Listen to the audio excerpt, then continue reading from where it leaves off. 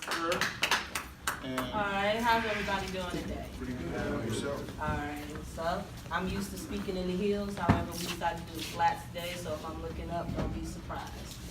Girls a little petite, but we rock out with it nicely. We all have our own thing that makes us unique, ain't that how they say it? Alright, so he's already mentioned a little bit, graduated 2017, Onyx 10, definitely rock hard. I still love y'all, don't get me wrong, I still love y'all, but we rock for our class, you know how we do here. I really just wanted to come and speak for the fact of, I know with me, what helped me be able to move forward was being able to hear other people's stories that were like my own.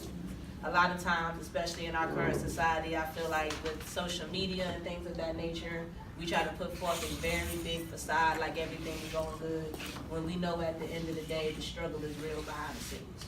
So it's good to know that you're not the only one having to go through your struggle.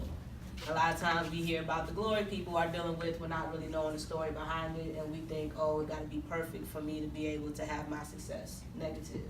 If you look at most people with success, normally their stories were a little gorier than the rest. That's what gave them the fire for the success in the first place.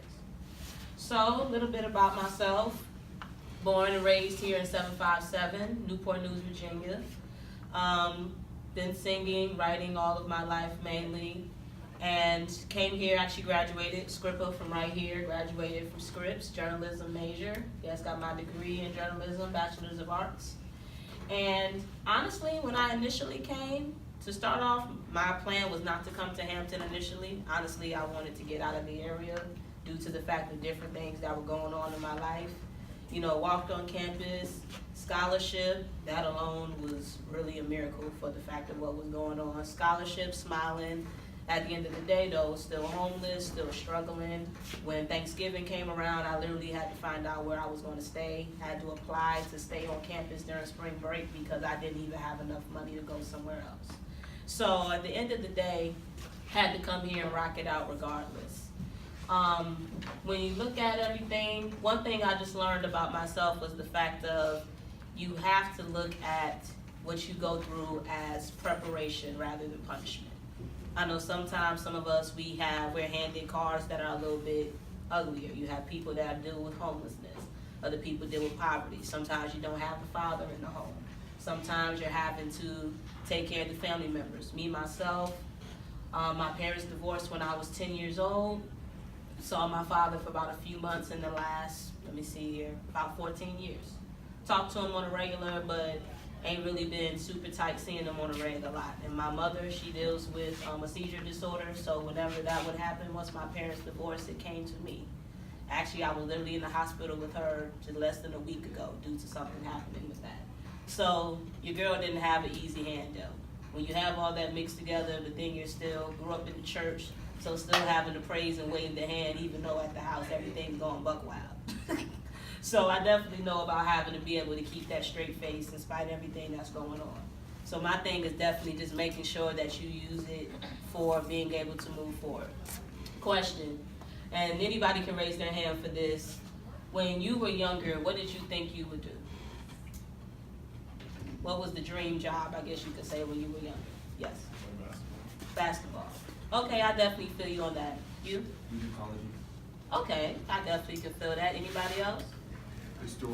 Historian. Okay, I feel that. Me, dream job was lawyer when I was younger. I've always been told I knew how to debate and I knew how to talk somebody down like nobody's business.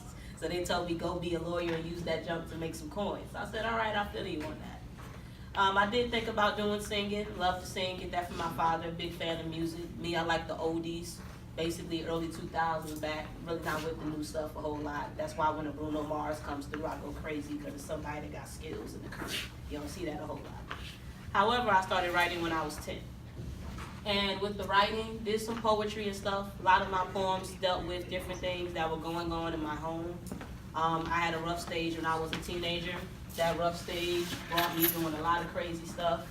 Went from over a 3.0 to a 2.5 in one school year, literally dealing with depression due to the fact of what was going on in my house. Which is why me getting a scholarship at Hampton was nothing but a miracle, because y'all know how Hampton do with GPAs. Hampton ain't taking nothing less than a 3.0 to get admitted, let alone for them to pay for you. So y'all know what I'm talking about when I say that wasn't nothing but God. So at the end of the day, with the writing, Decided on journalism because I'm like, use what I do to make some money. I wanted to be stable. My mindset was, I'm not going to any way, shape, or form be back to where I am now, having to stay on floors. In my senior year of high school, in one winter, I literally stayed in over 12 places. Was in a system that moved us from church to church every week. I was in a choir at the time. We ended up being able to go to the White House, able to sing for President Michelle Obama. I literally went from a floor to standing in front of the President and First Lady to back on the floor in 3 days. I've seen a bit of it all.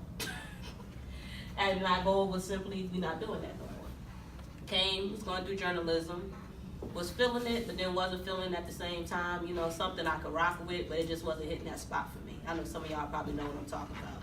When you think you have the thing that's going to be the job, but you really haven't found a career yet, if you feel what I'm saying. So ended up going through a mentorship program with somebody locally here. Raymond Cullen, one of my faves. He runs Harkness over there. Some of y'all might know him, depending on what dorm y'all rocked with. Yeah, y'all know what I'm talking about. Mr. C, come on, yeah. Rocked out with him and one of the students that were here, Sarah, that's my big sis. I love her, his wife, and Mr. C to death. My C and Pops and my people, and Sarah, that's my girl. Rocked out with them and really just saw that God was taking me a different route. Still wanted to use the writing, still wanted to use the singing, but rather than me using it to report other people's news, he wanted me to be able to use it to show that we are the news. Our stories, our testimonies, us being able to move forth and take what they're handing us and move forth with it. He talked about the college scandal. Getting into college has literally become a bidding war rather than them actually looking at what you're dealing with. We really got to step up and handle our business and use what we got to be able to help the generation after us. They're not even teaching these babies cursive. Come on, y'all. How they gonna even sign their names in a few years? Like, yeah, they're not even teaching them cursive, man. Like, it's literally to the point that your life's in a phone. If you lose your phone, your life disappears. They've actually started back. They did? Oh, well, I'm happy to hear that. They've actually started back. All right, touche. I'm happy to hear that, because I'm like, how these babies gonna be writing their names in print? That don't make no sense to me. But literally, there was a school even where the computers went out and the whole school went on pause for 2 days. We really got to get to a point where we handling our business more and using our gifts to be able to help other people handle their business. So, rocked out with Mr. C. Saw that journalism wasn't really the way to hit it. I came out of homelessness, thankfully, my sophomore year, but I still wasn't talking about it much. I really didn't want to have everybody know my business. Kind of wanted to come and look like the regular Hampton girl a bit, if you understand what I'm saying. My ladies know I'm talking about. Pull out your business suit, your heels, get your hair done. Go do your interviews and everything, maybe have a little turn up at night, get up, do it all over again. However, that was not the way I was supposed to rock out, and I saw that very quickly. Decided to write a book, started working on it on and off for a few years. And the crazy part is there actually was an assembly here where they were having people basically say how they were like the top intern or something of that nature. I decided to be a part of it. Mind you, the other people, they had internships, they had connections, all this stuff. I'm like, okay, how can I even make myself even competitive in this? And I'm like, you know what? Just tell your story. I said, if people don't respect nothing else, they respect grind and passion. So I went up there, did a presentation talking about someone that had inspired me, telling the story. Then at the end, dropped the bomb. The person I'm talking about is myself. Room got quiet as a mouse. You literally could have heard a pin drop. The judges, they were clapping. They asked me a bunch of different questions. I answered them. I didn't end up winning the competition. However, everybody that participated got first interviews. Got a first interview. Less than 2 months, they emailed me back later. We want you as an intern. That was my first time seeing the fact of 9 times out of 10, your story is what's gonna make the success pop off, because this is what makes you unique. We all can be able to make videos for trailers. We all can make ourselves social media competitive. Please, we all can make a business technically from the palm of our hand. What makes you different is you sharing your story and sharing what you've gone through to be able to make yourself a fighter. So, a few years later, decided to write the book. And honestly, I was still a bit shaky about it for the fact of it was me literally putting my business out there.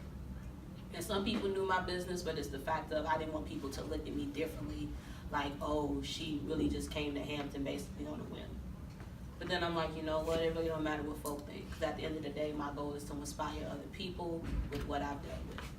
And if people don't know that you can deal with stuff like that and still succeed, they're not gonna think they can do it. And at the end of the day, as my shirt and as my book says, it's bigger than me.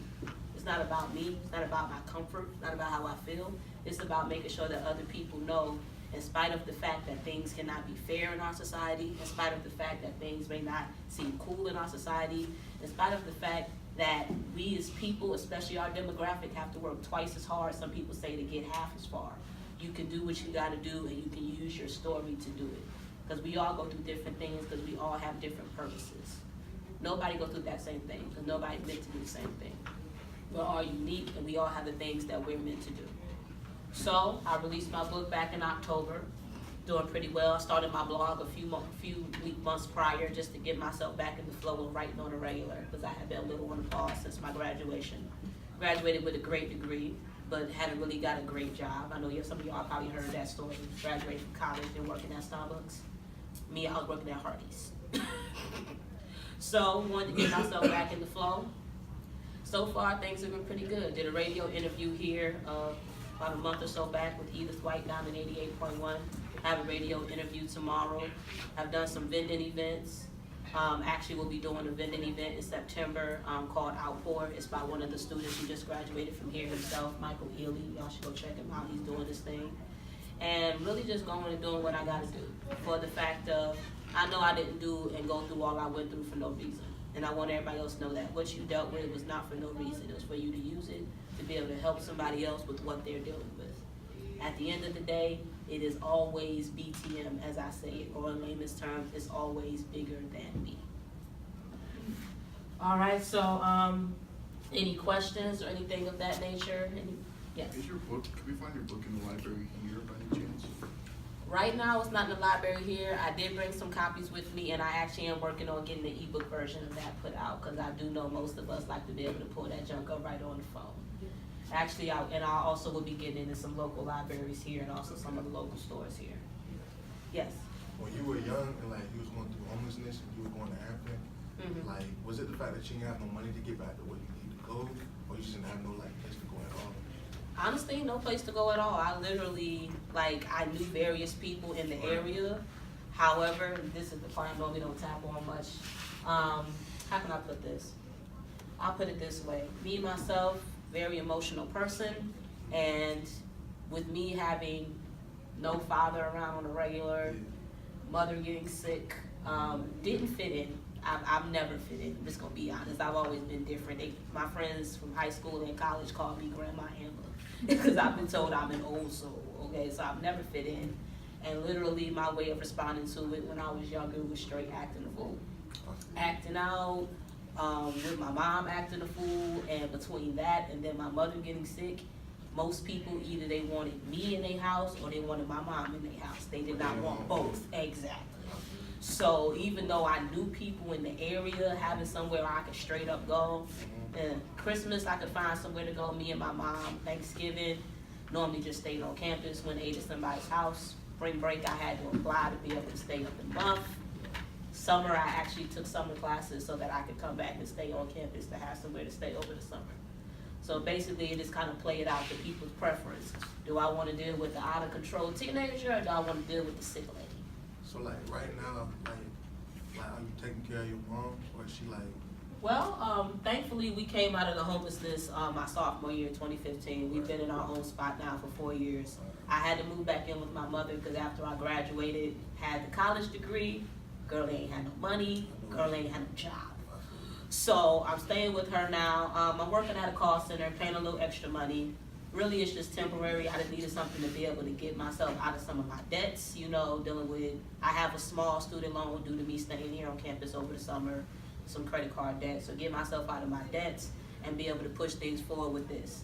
Because I will say this, you're gonna have to press whatever dream or goal you have, you're gonna need some type of financial support to press that forward. Let me please make that clear. Whether it's you taking some money from your job, you getting somebody to sponsor you, give you a loan, you're gonna need some financial support. That's just the truth of the matter. Your dreams don't cost, but funding do. So that's why we rocking out with that right now. Thankfully, rocking with Mr. C, my cousin, Sarah, they were able to help me get myself back straight. And I have a moment here or there where I'll get a little frustrated, but it's not on the same level that it was back in the day. And I'm happy because I was a little off the chain even on my level back in the day, honestly. Yes, sir. Through all that, what inspired you to continue to pursue a higher education?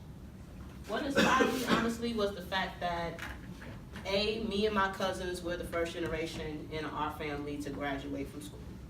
So we literally were first generation graduates. We were the first generation to graduate. And honestly, it was the fact of, I was determined that I was not going to be dealing with that anymore, and I was not going to put my children through that. For the fact of, literally, I would have to go to high school. My high school choir teacher, like, I still consider her like my aunt. Like, that's my people all day. She would let me hide my luggage in her classroom. If I couldn't get in there in time, hide it in the counselor's room. I would have to get out of class early, or as soon as the bell rang, run out of the classroom, go get my stuff, and try to make the bus to go home, the school bus. If I missed that, she would give me a ride home. It was just craziness, and I was not going to deal with that anymore. I was not going to put my children through it, for the fact of, I'm a person, I value stability. And with all of that going on, I literally had none. And it was just the fact of, I wouldn't wish that on my worst enemy, not knowing where you're going to lay your head. Like, me and my mom would have to walk through alleys to get to these churches we were staying at and stuff, 2 women walking around with their luggage. It's literally a miracle that we didn't get attacked or something crazy with all that was going on, especially in our current society. I just felt like, no, I'm not doing it, and I felt a higher education was really the only way that I was going to be able to make that happen. I want something better for me, something better for my mother, and something better for the future generation. Any other questions? Yeah. I just want to say thank you for telling your story. Just like, before I heard that, I used to take a lot of stuff for granted. So like, listening to your story like really made me appreciate like how I grew up and stuff. So like, I really appreciate your story. No, that's definitely what's up, and I'm happy to hear you say that. One thing I've just learned is, you know, we all have it different. For the fact of, people that even grow up in homes and stuff, they have their stuff too. We all have our struggles. You know, we all get a different set of cards. At the end of the day, we can all get a full house. Just gotta know how to play them bad boys. So, yes. I know you said in order to kind of compete with the other people who had the internships, you decided to just share your story. Yeah. What did you tell yourself to make yourself finally decide to just open up and just Basically, it started my freshman year. 3 out of my 4 years in Hampton, I was in the choirs here. I was in the gospel choir, His Shows and Sounds, and I was in the concert choir. The director, Omar Dickinson, he went to grad school with my choir director in high school. So they basically, you know, was like, yo, she gonna be in the choir, and she ended up letting him know, you know, keep an eye out for her. She knew what was going on. He didn't know all that was going on. It went basically, my freshman year got to the winter time. I got refund checks due to me having a scholarship and federal grants, so I was living off my refund checks. Refund check got low, I couldn't pay for something, and I basically had to go to him and just basically spill my guts. Halfway through, he was like, okay, yo, stop. He's like, yo, why did you tell me this when you first came on campus? I'm like, I didn't want everybody in my business. I thought it was gonna change. He's like, yeah, but you gotta let somebody look out for you. Same thing ended up happening here. By the time I came back my sophomore year, all the teachers basically in scripts knew what was going on. They was all basically like, yo, we got you. I'm like, yo, how did this happen? They're like, nah, we family. I understand you don't want your business out there, but we got you. And basically it was moments like that led me to the fact of, okay, you're out of what's going on now for the most part. However, do you really want it to literally have just been in vain? Or do you want to be able to do something with it to help somebody else that might be going through something similar? Like, what is going to be able to help you actually put a bit more value on your experiences? And I'm like, you know what? Keep it to myself ain't going to do it. So let's use this to encourage somebody else. Any more questions? Which high school did you go to? I went to Warwick my first 2 years, and then I transferred to Heritage. I rocked for Heritage, though, Hurricanes. Okay, Ms. Simmons was required? Arcelia Simmons, yes, sir. Yeah. Were you classmates with Justin Holmes? That name sounds very Staying in the familiar. choir. Yeah, that name sounds familiar. Justin, there were a couple other classmates. Was Mr. Who was your principal? Nichols? Say what one time? Mr. Nichols? That sounds familiar. I Mike was an Nichols? African American man. Yeah, that sounds very familiar. And Rick Watson? Watson definitely sounds familiar. Dean? Yeah, I'm not the best with names, but those names sound very familiar. Yes, sir. You're too young for that. You know the names. I'm not the best with names. I'm a face person. I can remember your face 2 years from now. Your name? Any more questions? Yeah. If you could go back, would you change your major to something else, possibly? I'm gonna say this, I would have probably prayed a bit more about my major. I will say that it did work out well for the fact of with me going through journalism, my sophomore year, because it used to be broadcast journalism, print journalism, then the marketing. They ended up putting broadcast and print and mixing them together my sophomore year. So I was in print journalism, but however, I started learning a little bit of both. And as a result of that in my internships, I started learning things about marketing and so on and so forth. My sister Sarah, she has a brand called Singles Walking in Purpose.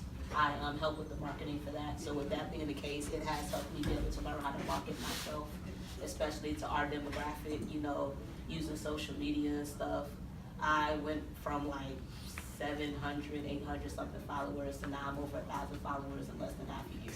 So it's really helped me with marketing everything, especially everything regarding the book, the shirts, so on and so forth. So it did work out well, but I would have probably just did a little more meditation and prayer about it before I just decided, oh, this is what I want to do. Good question, Morgan. Question Manny, question Keon, question Mark. Because that is important. And she's telling her story, but she cultivated her skill set to help tell that story. That was one of the things that actually helped her in her nurturing her skill sets to help tell that story effectively. You know, through the book she's written and you know, through the blog that she has and everything.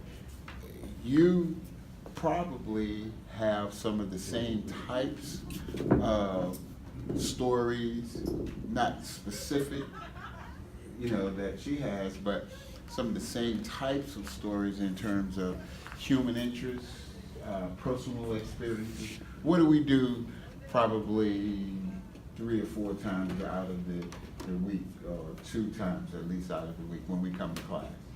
What do? We free write. We free write. That's the beginning of stories. Yes. And you come up with, and yesterday we had, in one of my classes, I heard some deep stuff. And the young man, he was writing, and he read it. I was like, oh man, that's ready. I mean, you know, all we had to do is sit down and put some attribution and develop the lead and the bridge. He had a story that was ready to go. But it all came out of his experience of free writing. And guess what? I had them free write yesterday on a topic that they knew nothing about. It was interesting. You know, in learning you have what we call aha moments. And I think several people in the class had aha moments. But it was all through questioning, because they did not know. It required that they question those things that they did not know. So when you have the questions and you write down the questions, you can write the story. Just need to talk to somebody to give you the answers. Yeah. Oh, there was some hands, yes, anyone? Well, I definitely just want to tell you all, at the end of the day, just take what you have and take what you've experienced and use it to be able to move forth in what you're supposed to do. For the fact of a good paying job is great, don't get me wrong, but being able to have that fulfillment and actually walking in what was made specifically for you, trust me, there's nothing like it. I'm not making super big money right now, but the fulfillment in knowing that I'm able to help one person is priceless. The rest of that will come, I know that. But the fact of being able just to walk in that thing, there's nothing like it. When I tell you that thing is better than having a good Netflix session with a snowstorm outside and a hot cup of something in front of you sipping on it. It's nothing like it, trust me. So y'all do what y'all supposed to do, and y'all do that thing freely. So that way, at the end of the day, you know, when everything wraps up, we all have our time, but you can just be able to go in peace knowing I did what I was supposed to do. I walked in what I was supposed to do, and I can know that I helped somebody else do the same.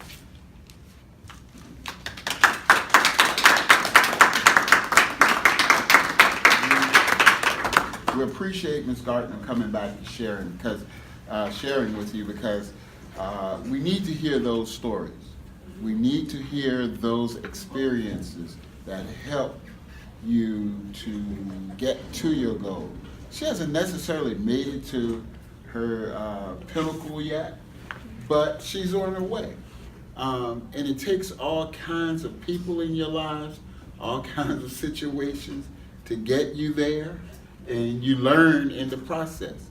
And one of the questions that I ask you, you know, your journey here at Hampton, having been here for a semester and a half now. They're newbies. You newbies. What do you think about that? What kind of feelings do you have about that? Just having been here for a semester and a half, or in a couple cases, maybe a year and a half or so. What do you think about that? What would you say is your experience so far? Of Hampton? Mm-hmm. Who you surround yourself with is really important for your You experience. did that one on the head. Good You did that one on the observation. If head. you surround yourself with people who are similar to people that you were with in high school or cause you any problems in your life, you're not going to enjoy yourself. But if you get out and you network and you get to know different people, you'll learn about a lot of different events going on. You'll find out about like a lot of exclusive types of things that are going on. You'll end up making really good relationships and bonds with people. And I learned that the hard way, so it's really true. I definitely love that you said that. Me, myself, I used to always say if you left Scripps without a good paying job or without at least a chance at it, you did not go to the right stuff and you did not talk to the right people. And it's crazy because I ended up leaving without a good paying job, but looking at it now, all the stuff going on regarding this book, being able to come and speak to your class through Mr. Ford, being able to do the radio show. The dean, she actually knows me because I was here when the previous dean was here. She even talked to me about possibly trying to do something, she actually the one hooked me up with Mr. Ford at homecoming. I came through on homecoming. Like, definitely, it's definitely who you know. Your circle will play a big part, and your circle will probably change. A lot of people that I saw here, who they rocked out with their freshman year, it's not who they rocked out with when they graduated, myself included. My circle when I came in, only I would say 2 people from the initial circle I still rocked out with when I graduated, and I can still get in touch with them today and know they got my back and something going on, and if something's going on where I can go support them, I would not mind doing the same.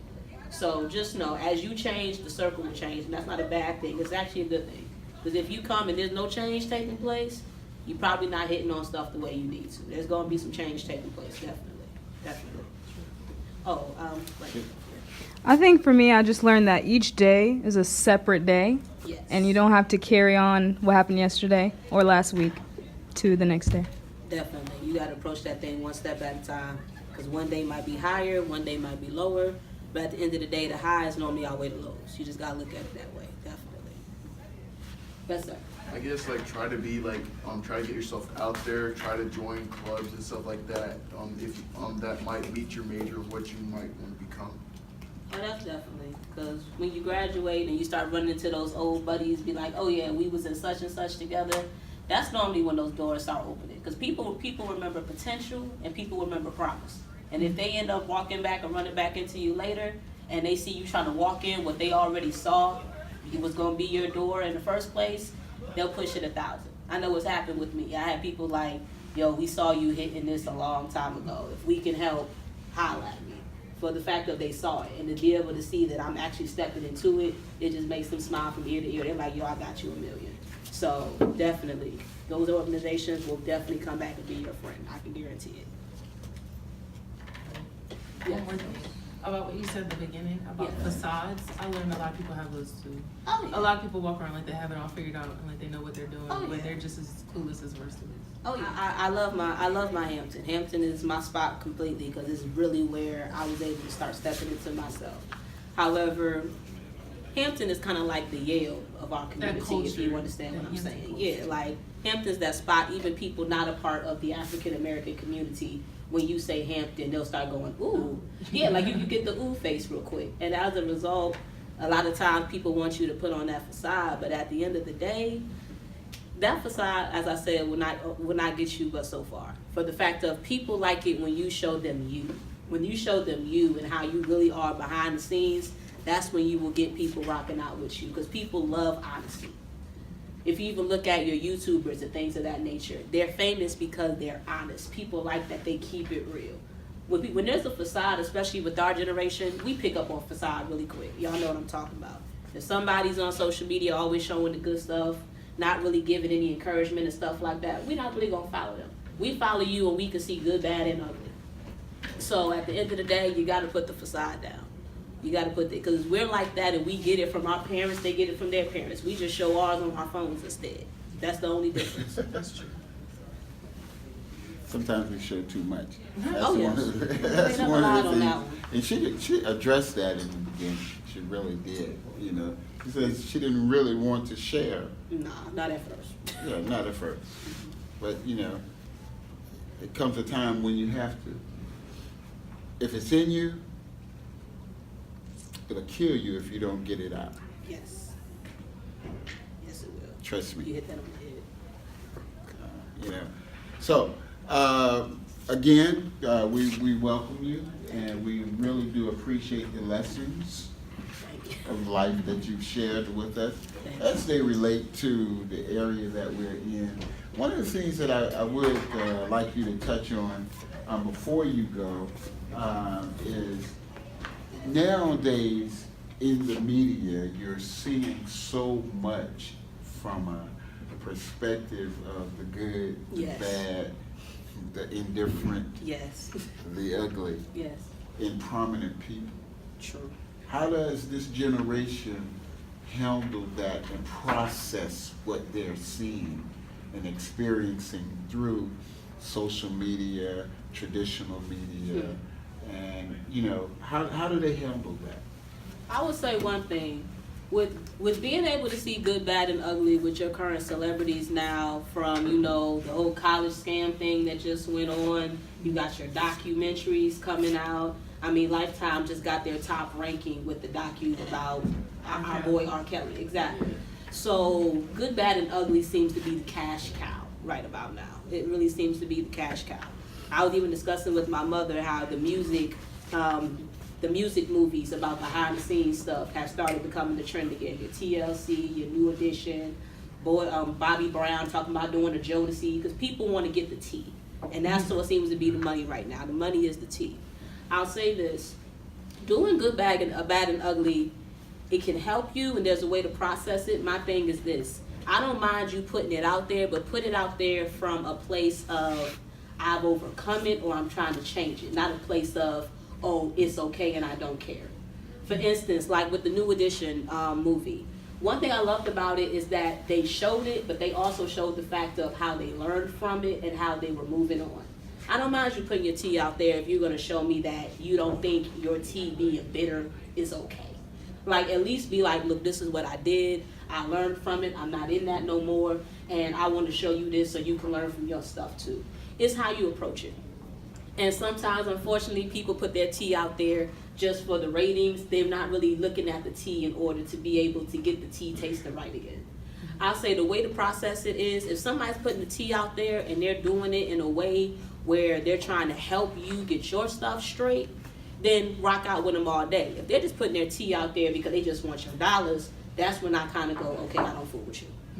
For the simple fact of, at the end of the day, call it what it is. Like, if what you did was not the hottest, say I did it, it wasn't the hottest, take the consequences and turn your stuff around. But don't sit there and be like, oh, I ain't do nothing. Or I did it, but I don't see what the issue is. That's when I start giving you the side eye. Because it's like, okay, now me and you both know this is fine. Let's keep this real for a minute here. Stop playing. And even with us, people like the fact that you put the tea out there. Even with me, though, when I did it, the reason why I even titled the book How I Did Bigger Than Me is because I wanted people to know I did this stuff. These were my issues. However, I learned that this is actually what should have been going down, and I am bringing myself out of that. It isn't being presented as, oh, I just did it and what. Mm-hmm. When the and what comes up, that's when I start being like, nah, you just lost me. Bye. So just look at it at the motive behind it. If the motive is in the right place, rock out with them 100. I ain't got no problem with that. If that motive is just to change, nah, I probably would leave that alone right there. I saw a quote and it said, if when you face a problem, the first thing you do is run to social media to talk about it, then you're your own biggest problem. Exactly. You hit that one on the head 1,000. I could not have said it better myself. If you're facing something in your life and it's stressing you out, instead of doing something about it, you run to social media and complain about it, you're your own big problem. Because instead of doing something about it, you just talk about it. So. Exactly, like the motive got to be in the right spot. If you want to post about it after, or at least during to help somebody else, Yeah, that's different. that's but if you posting just to get them likes, like, nah, that's when I'm like, okay, unfollow. No. You hear what she said? Unfollow. And part of that, and Morgan, what you said, seeing people for who they are, and the circles in the beginning. Mm-hmm. Sometimes you got to break those circles in order to move forward. Either you pull them or they pull you. Right. In order to move forward, sometimes you have to just delete some of your friends, those people that you call your friends. Exactly. Because I truly believe you don't know who your friends are gone through something, Oh, and you realize who helped you through it. yes. And those friends, the friends will give you the good, the bad, the ugly, and give you the other side. And I will also say this. When y'all start going in y'all stuff and things start getting good, then changes start happening, you start growing and everything, if you had those friends that start hitting that fussing, talking about, you changing, you ain't how you used to be, so on and so forth, I might investigate that. I didn't have a whole lot of that, thankfully, but I had a few classmates and friends and things that said when they went home, people were like, oh, you changing, oh, you this, oh, you that, oh, you the other. 9 times out of 10, if somebody is looking at your change as negative and you're bettering yourself, it's because they themselves do not have the will to do it at the time themselves. And you can love them, but love them from a distance. You're not about to hold me back because you're not ready to handle your business yet. Like, no. You might need to investigate that. Now, don't get me wrong, to each his own, but you just don't want people holding you back, and then you look 10, 15 years later, and you're like, yo, I could have been hit this, but I was rocking with Little Ma or whatever their name is, all because she ain't want me to leave her at the wayside. At the end of the day, when you move forward, normally the people that rock out with you the strongest, you'll help them rock out with their stuff as well. Oh, I got a little bit extra money. You need a loan to handle your business, get your stuff popping? I got you. Oh, I know somebody that can help you in your arena. You need an interview or something? I got you. I got a connection. You don't mind helping those people out, but at the end of the day, I can only help you out but so much. If you really are scared of doing what you got to do, then I really can't do nothing about it. And I know that because me, myself, I was scared to step in my stuff. It was like, this a little scary. I want it to be normal. And 9 times out of 10, you're not normal because we all deal with the same different stuff for different reasons. Normal does not exist. That's something we came up with just so that we could chill out, basically. And chilling out, no. If you're meant to do something different, do that thing. That's why I want y'all to succeed. So when you make it big, don't forget me. Don't worry. I'll be back. Thank you again, Ms. Gardner. You know, like And I'm going to spend this other time with them before that. No problem. No All right. problem. Anybody want to just talk to her outside or, outside of this class, whatever? I can get you her contact info. Oh yeah, I'll leave some cards with him. It has my number on it, my business email, and also the website that has the blog, and that also has the books and the merchandise. Also, I'll be in the building for a little while. I did bring some books and some of the merchandise with me, so if you want to just take a look a little closer at what's going on. For the book and merchandise, visit amberbkgardner.com. and find me on social media using the usernames below. And remember, it is always BTM.